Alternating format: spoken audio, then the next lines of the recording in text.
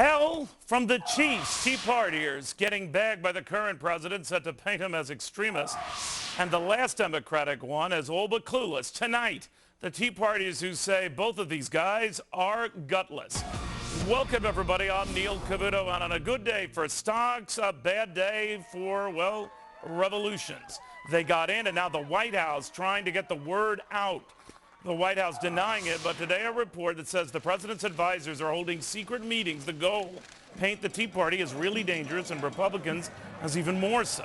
All of this as former President Bill Clinton says the Tea Party is fighting the wrong enemy. He says it ain't the government, it's big business. Reaction now from Tea Party activist Lisa Fritsch and Tom Gaitens of the Tampa Tea Party. Lisa, what do you think of that your rage is more broadly focused? I think it's hard for me to believe that the President, Bill Clinton, thinks that the Tea Party needs to revolt against the private sector. The government is taking a beating to the private sector enough for all of us. The Tea Party doesn't need to do that. The Tea Party, we are the private sector. Why would we take on big business? It's businesses who create jobs that we need to get this economy going. That's a completely misguided statement on his part. Obviously, Tommy's trying to put a wider spin on your rage, that it includes those who just don't listen, who don't hear you, who don't feel your sense of unfairness. What do you make of that? You know, Neil, here's the bottom line. It's not private industry that's spent trillions of dollars into debt, $14 trillion. It's not big business that made the deal with the union workers for GM forsaking the bondholders. It wasn't big business who picked and chose which banks were going to succeed and fail.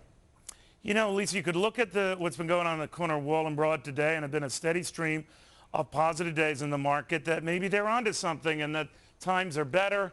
They're getting better. The market's looking better. They argue the economy's looking better. So that your rage, Lisa, is misplaced. What say you?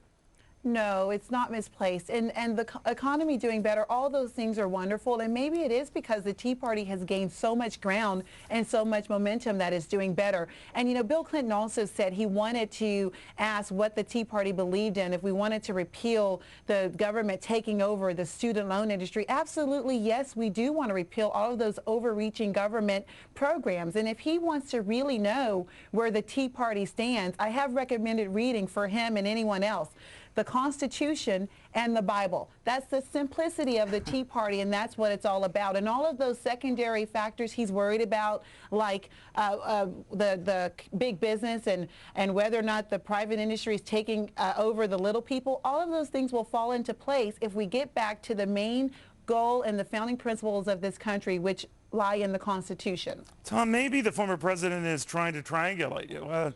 He had a very good record of doing that. I want you to listen specifically to how he phrased this, and you guys. It's being bankrolled by people who want to weaken the government so that there will be even more unaccounted for private concentration of power. All right, so you're just a mouthpiece for the fat cats. That's what you know, well, so be it. I'm still waiting. Go ahead, Tom. I'm still waiting for my Brooks Brothers. I'm still waiting for my Brooks Brothers suit that I was promised by President Obama and Nancy Pelosi. But, you know, Neil, here's the reality. I think you're right onto something about the triangulation. But what needs to be observed here is, so far we're in the Republican primary season, and that's where we've spent our efforts. And we've defeated establishment Republicans in these primaries. In Florida with Charlie Crist, with Marco Rubio's ascension, in Alaska, in New York State. We've done this in many places. The reality is, right now, we've been fighting the Republican Party, not the Democrats. I think they fear the reality that this movement is a tsunami. And I love this, Tom. Don't you love this language of bankrolling? All of a sudden, now the Tea Partiers are we're the party of the rich. Is that what the president is trying to say? Well, I've been to a lot of your rallies, and if that's bankrolled by rich people, it's got to be some very cheap rich guys. Because you guys, in fact, you don't put out a very pricey spread, is what I'm saying. But having said that, in fact, Neil, you look at the numbers. Look at the donations to Democrats over the last two cycles from big business. Look at Wall Street. Look at the big financial firms giving to the members of Congress who led on these appropriation committees, on the Finance Reform Committee. What the bottom line is money follows, like money always does, to where it thinks it could be most effective. So right now, the turn in big business may be towards Republican candidates, but that's cyclical and it changes. We shall see. Guys, thank you very much for coming. We will have you back, no doubt, many times as this battle ensues.